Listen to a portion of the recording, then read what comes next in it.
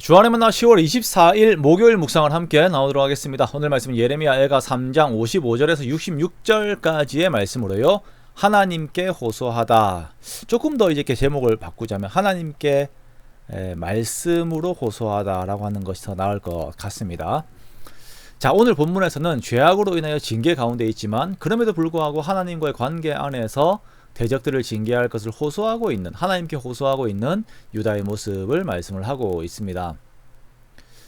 자, 우리가 나의 죄로 인하여서 징벌을 당하고 있는 입장에서도 나를 징계하는 도구인 바벨론과 같은 존재에 대한 징계를 하나님께 요구할 수 있다라고 하는 것은 하나님과 나의 언약적 관계 안에서 그거 있을 때에 그것이 가능하다라고 이렇게 말씀을 드린 적이 있습니다. 자, 오늘 다시 한번 유다는 그러한 내용들을 하나님께 토로하고 있는 것을 우리가 볼 수가 있습니다.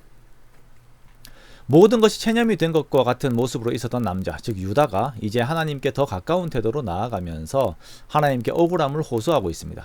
자, 이제는 유다의 어려움들을 헤아려 주시기를 간절히 요청을 하고 있어요. 자, 그는 이제 하나님께서 두려워하지 말라라고 하셨던 그 말씀을 기억하면서 그 하나님의 말씀과 하나님께서 자신의 보호자가 되심을, 그렇게 자신을 보호하셨음을 고백하면서 하나님 앞으로 나아갑니다. 우리가 기도할 때, 여러분 우리가 기도할 때요, 중요한 방법 중 하나가 정말 방법 중에 하나가 아니라 그냥 이건 중요한 방법입니다.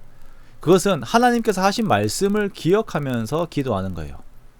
다시요. 하나님께서 하신 말씀을 기억하면서 그걸 붙들고 기도하는 것입니다. 모세도 이러한 기도의 방법을 사용하였고 다니엘도 이러한 기도의 방법을 사용을 했습니다. 하나님께서는 거짓말 하실 수 없으신 분이시기 때문에 우리가 그러한 하나님의 성품을 의지하여서 믿음으로 기도를 하는 것이에요. 57절에 보면 예레미야가 주께서 자신에게 가까이 하여 이르신 말씀, 두려워하지 말라고 하신 말씀을 기억하면서 하나님께 이제 호소하고 있습니다. 지금 우리의 상황이 어렵지만 그러나 하나님께서 하신 말씀이 있으시니까 제가 기도합니다. 하나님께서 두려워하지 말라고 하셨으니까 이제는 두려움이 없는 그 상황으로 우리를 돌려주십시오 라고 고하고 있는 거예요. 두려워하지 말라와 같은 하나님의 말씀을 직접 인용하며 호소한 것은 이제 이 부분이 예레미야 애가 전체에서 유일한 부분입니다. 예레미야는 모든 상황들보다, 지금 자신이 처한 모든 상황들보다 하나님께서 하신 한마디의 말씀이 더욱 믿을 만한 것임을 고백하면서 하나님께 고하고 있는 것입니다. 기억이 난 이 말씀 안에서 예레미야가 이제 하나님께 다른 것들을 막 구하는데요, 구하고 있는 내용들이 신속하게 전개들이 됩니다. 나의 억울함을 보셨으니까 나를 위하여 원통함을 풀어주십시오 라고 말하고 있어요. 원수가 내게 보복한 것과 나를 모해한 것을 주께서 다 보셨습니다. 나를 모해하는 그 소리를 주께서 들으셨습니다. 그들이 앉으나 서나 나를 조롱하면서 노래합니다. 하나님 그것을 주목하여 보십시오 라고 이렇게 고하고 있어요. 하나님 그들의 손이 행한 대로 그들에게 보응하사 그들에게 거만한 마음을 주셔서 그 마음대로 그들이 저주를 받게 하소서, 그리고 주의 진노로 인하여 그들이 멸절당하게 하소서라고 고백하고 있습니다. 이러한 호소와 고백들이 어디서부터 시작합니까?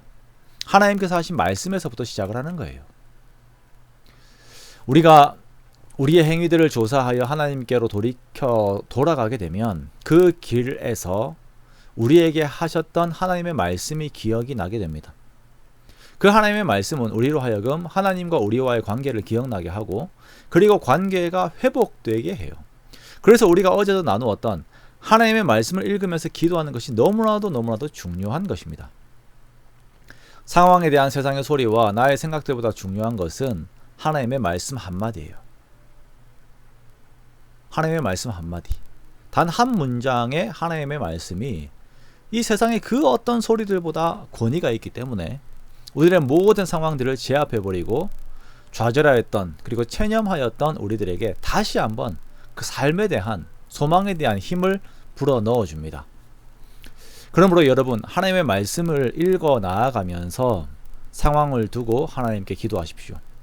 그 말씀 안에서 하나님께서 살아계심을, 하나님께서 나의 아버지가 되심을 기억하게 됩니다. 그리고 기도의 방향이, 또 삶을 바라보는 방향이 체념의 모습이 아닌 소망의 모습으로, 좌절의 성격이 아닌 전투의 성격으로 변하게 됩니다. 그것이 우리들이 싸우는 영적 싸움의 방법입니다. 그리고 영적 싸움 뒤에는 우리들에게 그 삶에 대한 기대와 평안이, 그리고 희망이, 소망이 주어지게 되어요. 모든 것이 무너진 상황에서 여전히 하나님으로 인하여 소망을 품고 있는 예레미야의 모습을 보면서 우리도 하나님을 함께 의지하기 원합니다. 하나님께 주시는 한 문장의 말씀이 우리의 모든 상황을 선과 평안으로 바꾸어 놓습니다. 그러한 하나님을 기대하며 하나님을 더욱 의지하는 그러한 복된 저와 여러분의 삶들이 되시기를 주님의 이름으로 축원합니다.